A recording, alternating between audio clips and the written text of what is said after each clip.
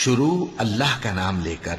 جو بڑا مہربان نہایت رحم والا ہے۔ سب تعریف اللہ ہی کو ہے جس نے اپنے محبوب بندے محمد صلی اللہ علیہ وآلہ وسلم پر یہ کتاب نازل کی اور اس میں کسی طرح کی کجی اور پیچیدگی نہ رکھی، بلکہ سیدھی اور سلیس اتاری تاکہ لوگوں کو عذاب سخت سے جو اس کی طرف سے آنے والا ہے ڈرائے، اور مومنوں کو جو نیک عمل کرتے ہیں خوشخبری سنائے کہ ان کے لیے ان کے کاموں کا نیک بدلہ یعنی بہشت ہے جس میں وہ ہمیشہ رہیں گے، اور ان لوگوں کو بھی ڈرائے جو کہتے ہیں کہ اللہ نے کسی کو بیٹا بنا لیا ہے۔ ان کو اس بات کا کچھ بھی علم نہیں اور نہ ان کے باپ دادا ہی کو تھا۔ یہ بڑی سخت بات ہے جو ان کے منہ سے نکلتی ہے، اور کچھ شک نہیں کہ یہ جو کچھ کہتے ہیں محض جھوٹ ہے۔ اے پیغمبر، اگر یہ اس کلام پر ایمان نہ لائیں تو شاید تم ان کے پیچھے رنج کر کر کے اپنے تئیں ہلاک کر دو گے۔ جو چیز زمین پر ہے ہم نے اس کو زمین کے لیے زینت بنایا ہے تاکہ لوگوں کی آزمائش کریں کہ ان میں کون اچھے عمل کرنے والا ہے، اور جو چیز زمین پر ہے ہم اس کو نابود کر کے بنجر میدان کر دیں گے۔ کیا تم خیال کرتے ہو کہ غار اور لوح والے ہماری نشانیوں میں سے عجیب تھے؟ جب وہ نوجوان غار میں جا رہے تو کہنے لگے کہ اے ہمارے پروردگار، ہم پر اپنے ہاں سے رحمت نازل فرما اور ہمارے کام میں درستی کے سامان مہیا کر۔ تو ہم نے غار میں کئی سال تک ان کے کانوں پر نیند کا پردہ ڈالے رکھا، یعنی ان کو سلائے رکھا، پھر ان کو جگا اٹھایا تاکہ معلوم کریں کہ جتنی مدت وہ غار میں رہے دونوں جماعتوں میں سے اس کی مقدار کس کو خوب یاد ہے۔ ہم ان کے حالات تم سے صحیح صحیح بیان کرتے ہیں۔ وہ کئی نوجوان تھے جو اپنے پروردگار پر ایمان لائے تھے، اور ہم نے ان کو اور زیادہ ہدایت دی تھی، اور ان کے دلوں کو مربوط یعنی مضبوط کر دیا۔ جب وہ اٹھ کھڑے ہوئے تو کہنے لگے کہ ہمارا پروردگار آسمانوں اور زمین کا مالک ہے، ہم اس کے سوا کسی کو معبود سمجھ کر نہ پکاریں گے۔ اگر ایسا کیا تو اس وقت ہم نے بے عقلی کی بات کی۔ ان ہماری قوم کے لوگوں نے اس کے سوا اور معبود بنا رکھے ہیں، بھلا یہ ان کے معبود ہونے پر کوئی کھلی دلیل کیوں نہیں لاتے؟ تو اس سے زیادہ کون ظالم ہے جو اللہ پر جھوٹ باندھے؟ اور جب تم نے ان مشرکوں سے اور جن کی یہ اللہ کے سوا عبادت کرتے ہیں ان سے کنارہ کر لیا ہے تو غار میں چل رہو، تمہارا پروردگار تمہارے لیے اپنی رحمت وسیع کر دے گا اور تمہارے کاموں میں آسانی کے سامان مہیا کرے گا۔ اور جب سورج نکلے تو تم دیکھو کہ دھوپ ان کے غار سے داہنی طرف سمٹ جائے، اور جب غروب ہو تو ان سے بائیں طرف کترا جائے، اور وہ اس غار کے کشادہ حصے میں تھے۔ یہ اللہ کی نشانیوں میں سے ہیں، جس کو اللہ ہدایت دے وہ ہدایت یاب ہے، اور جس کو گمراہ رہنے دے تو تم اس کے لیے کوئی دوست راہ بتانے والا نہ پاؤ گے۔ اور تم ان کے متعلق خیال کرو کہ وہ جاگ رہے ہیں حالانکہ وہ سوتے ہیں، اور ہم ان کو دائیں اور بائیں کروٹ بدلاتے تھے، اور ان کا کتا چوکھٹ پر دونوں ہاتھ پھیلائے ہوئے تھا۔ اگر تم ان کو جھانک کر دیکھتے تو پیٹ پھیر کر بھاگ جاتے اور ان سے دہشت میں آ جاتے۔ اور اسی طرح ہم نے ان کو اٹھایا تاکہ آپس میں ایک دوسرے سے دریافت کریں۔ ایک کہنے والے نے کہا کہ تم یہاں کتنی مدت رہے؟ انہوں نے کہا کہ 1 دن یا اس سے بھی کم۔ انہوں نے کہا کہ جتنی مدت تم رہے ہو تمہارا پروردگار ہی اس کو خوب جانتا ہے، تو اپنے میں سے کسی کو یہ روپیہ دے کر شہر بھیجو،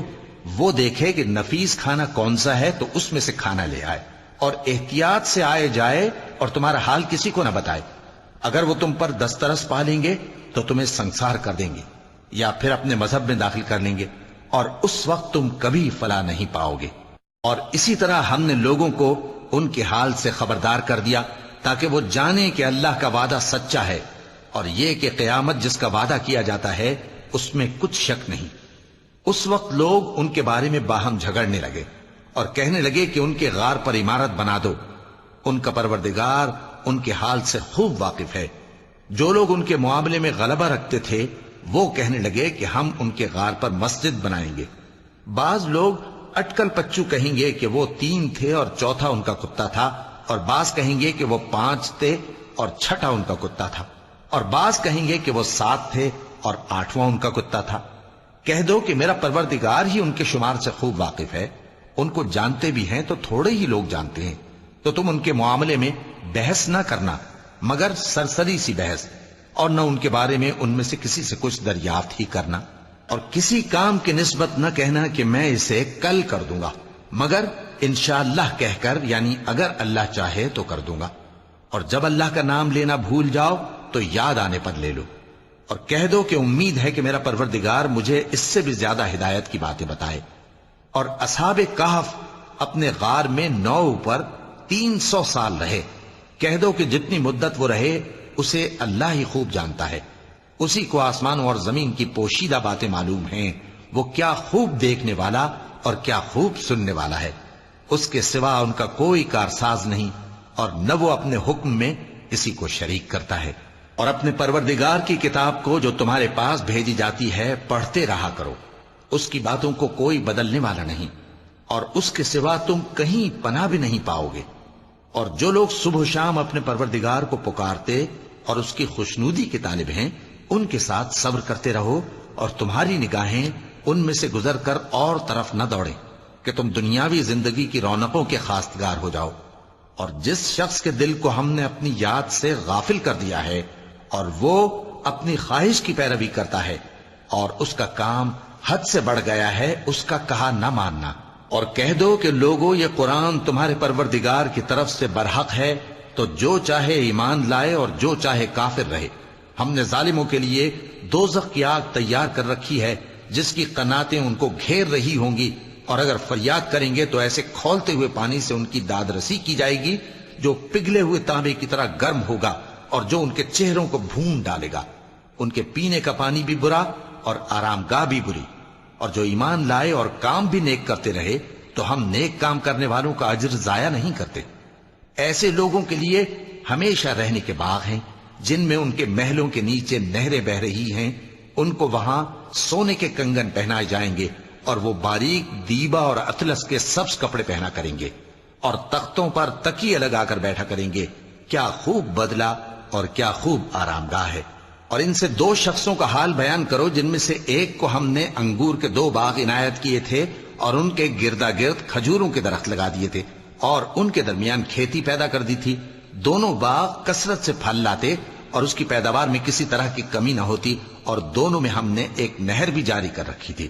اور اس طرح اس شخص کو ان کی پیداوار ملتی رہتی تھی۔ تو ایک دن جبکہ وہ اپنے دوست سے باتیں کر رہا تھا، کہنے لگا کہ میں تم سے مال و دولت میں بھی زیادہ ہوں اور جتھے اور جماعت کے لحاظ سے بھی زیادہ عزت والا ہوں، اور ایسی شیخیوں سے اپنے حق میں ظلم کرتا ہوا اپنے باغ میں داخل ہوا۔ کہنے لگا کہ میں نہیں خیال کرتا کہ یہ باغ کبھی تباہ ہو، اور نہ خیال کرتا ہوں کہ قیامت برپا ہو، اور اگر میں اپنے پروردگار کی طرف لوٹایا بھی جاؤں تو وہاں ضرور اس سے اچھی جگہ پاؤں گا۔ تو اس کا دوست جو اس سے گفتگو کر رہا تھا کہنے لگا کہ کیا تم اس ذات سے کفر کرتے ہو جس نے تم کو مٹی سے پیدا کیا، پھر نطفے سے، پھر تمہیں پورا آدمی بنایا؟ مگر میں تو یہ کہتا ہوں کہ اللہ ہی میرا پروردگار ہے، اور میں اپنے پروردگار کے ساتھ کسی کو شریک نہیں کرتا۔ اور جب تم اپنے باغ میں داخل ہوئے تو تم نے ما شاء اللہ لا قوت الا باللہ کیوں نہ کہا؟ اگر تم مجھے مال و اولاد میں اپنے سے کمتر دیکھتے ہو تو عجب نہیں کہ میرا پروردگار مجھے تمہارے باغ سے بہتر عطا فرمائے، اور تمہارے اس باغ پر آسمان سے آفت بھیج دے تو وہ صاف میدان ہو جائے، یا اس باغ کی نہر کا پانی گہرائی میں اتر جائے تو پھر تم اسے تلاش نہ کر سکو، اور اس کے میووں کو عذاب نے آ گھیرا اور وہ اپنی چھتریوں پر گر کر رہ گیا، تو جو مال اس نے اس پر خرچ کیا تھا اس پر حسرت سے ہاتھ ملنے لگا اور کہنے لگا کہ کاش میں اپنے پروردگار کے ساتھ کسی کو شریک نہ بناتا۔ اس وقت اللہ کے سوا کوئی جماعت اس کی مددگار نہ ہوئی اور نہ وہ بدلہ لے سکا۔ یہاں سے ثابت ہوا کہ حکومت سب اللہ کی ہے، جو معبود برحق ہے وہی بہترین ثواب عطا کرنے والا اور بہترین انجام لانے والا ہے۔ اور ان سے دنیا کی زندگی کی مثال بھی بیان کر دو کہ وہ ایسی ہے جیسے پانی جسے ہم نے آسمان سے برسایا تو اس کے ساتھ زمین کی پیداوار مل کر نکلی، پھر وہ چورا چورا ہو گئی کہ ہوائیں اسے اڑاتی پھرتی ہیں، اور اللہ تو ہر چیز پر قدرت رکھتا ہے۔ مال اور بیٹے تو دنیا کی زندگی کی رونق و زینت ہیں، اور نیکیاں جو باقی رہنے والی ہیں وہ ثواب کے لحاظ سے تمہارے پروردگار کے ہاں بہت اچھی اور امید کے لحاظ سے بہت بہتر ہیں۔